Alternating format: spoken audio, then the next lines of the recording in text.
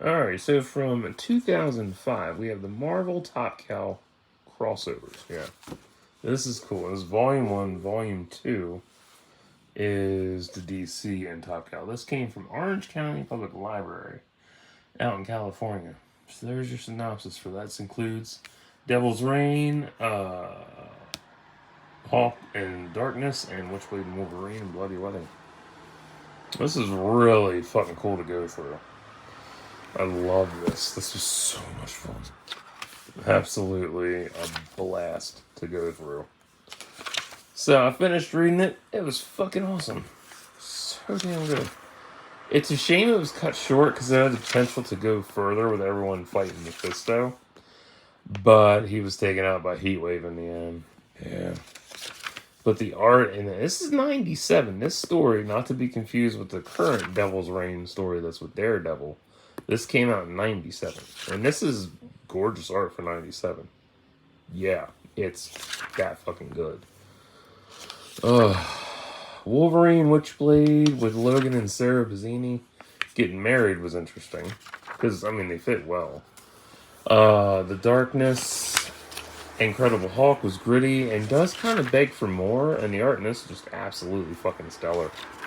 Like, I could not get enough. A must buy in the future for me. And I'm going to be hunting down the crossover as well for DC and Top Cow. Solid art, 11 out of 10. Stories altogether, 8.1 out of 10. And there's a lot of vertical shots in this too. So they're interesting. But yeah, the one thing that really sticks out the most when you read this is you can tell most of the artists that worked on this worked on Spawn, Haunt, Cyberforce, all that shit. I did not know Ghost Rider was Danny Ketch in this. I didn't know that. I always assumed it was Johnny Blaze. This is my favorite spread in this. I did mark a lot of pages in this, and I got my shots and all that from it. But yeah, that's one of my favorite shots. But like the top one for now. But all these different panels, Jesus Christ, they are so good. Oh, the colors, the lighting, the atmosphere, the temperatures, just everything. And this one's funny as hell.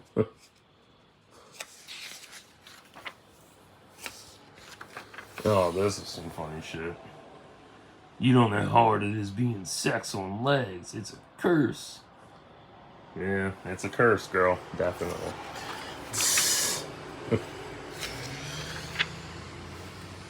But I was blown away. I'd never read this before. I did not know it even existed. I knew of some of the crossovers, just not all of them. But yeah, there are just so many so many shots in this book that are absolutely out of this world amazing. And it is a must own if you enjoy crossovers, definitely. And since this is 97, this takes place, Wolverine, this takes place after the Age of Apocalypse. Because he has his bone claws, not his adamantium skeleton anymore. And as for Wolverine, though, I wouldn't mind seeing Danny Trejo playing. He'd be perfect for that shit. He really would be. I love this monologue here. That was good. But yeah, I think I marked maybe probably 25% of the book on pages that I enjoyed because they were just so spellbinding. It stood out for many different reasons.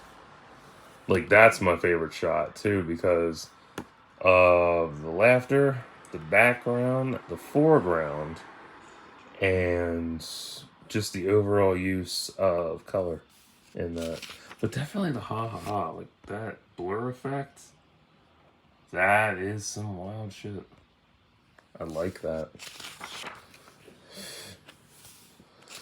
Yeah, so the whole point of this, there's Michael Turner's work. Love him, miss him. Mephisto crossed over to Top Cow's universe to gather souls to get stronger and all that shit. Yeah, so it ended up causing a collectiveness crossover with different stars. I love that fucking shirt. When I turned the page and saw this, I was like, oh my god. A lot to love about this. His shirt looks absolutely gorgeous. His arm musculature, his forearm musculature, exquisite. The way they're bent and all that, absolute gold. Like, Michael Turner had it going on back then. So damn good. That's just the beginning of his career. Oh, so golden. And yeah, I am definitely going to track down the rest of the fucking stories for Witchblade and Darkness, because I definitely want to know what the hell happens with them. Ugh. So many spreads. But if you don't like Marvel, you hate Top Cow, you don't like crossovers, it is not for you.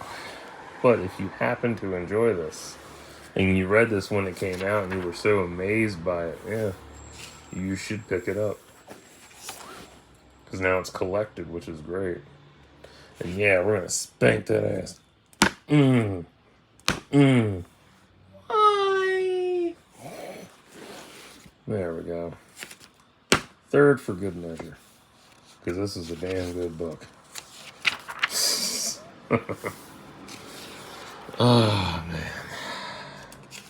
How would I rank this among crossovers? Definitely one of my top favorites that I've read this year alone. I've read a lot this year. I mean, I have cruised through so many arcs from Marvel and DC, and Image, and IDW, and Top Cow, plus Dark Horse. I mean, shit. I ain't going to deny it. I've had a lot of fun with these arcs. And just can't go wrong with them. I love this shot of Sarah. It's so that you can just see all the emotion in it, and just the way her hair cascades down her face. That's so good. Ugh. And I love the border shots here. Oh, they're so good. But yeah, each arc of this that connects to each other, you get a different art style. And I love that. But this particular art style would not be seen. The last time I saw this was Marvel Zombies, and that was 8 years later. So this is 97, 8 years later, that's 2005 with Marvel Zombies, and I've read that arc too. But I can't remember what volume it was. That is straight up badass. There's just so much badassery in this book, and you cannot go wrong with it. You just can't. But yeah, the story could have had more. I wish it had a lot more. You could have had a nice spread with all them teaming up to fight Mephisto, but they went with the sacrificial male hero arc. Yeah. Or redemption arc. Which was wild. But it is what it is. It's 97 too, keep in mind. Would this make a good adaptation into a film? Yeah, it really would. But, I mean, they could do it, but they'd probably fuck it up. But at the same time, they went the route of, Flashpoint and changing stuff and expanding on stuff. Yeah, it could be really good. So that's Devil's Reign done. They got Witchblade Wolverine. And this shit was good. And I like how Eric and Chris worked on this, and the others, but the way this came out was really good. I was surprised, because, damn, Eric really tried to, he really evolved Michael Turner through his style. And I love that, and that was beautiful, too. So much beauty in this book. And I think that's the end of the vertical shots, I think. Could be wrong. Never know. But, no. This was an interesting one. It didn't have a lot to it. I mean, it has a lot to it. It's got the layers and everything. But I wish it had had a little more, I guess, action. Because I'm always used to Hawk tearing shit up. And I thought it was going to be Darkness versus the Hawk. But it's not really about that. Yeah. But I do like Jackie's look in this. He looks really good. And Bruce, too. And the fact that Bruce is carrying a gun, that's wild.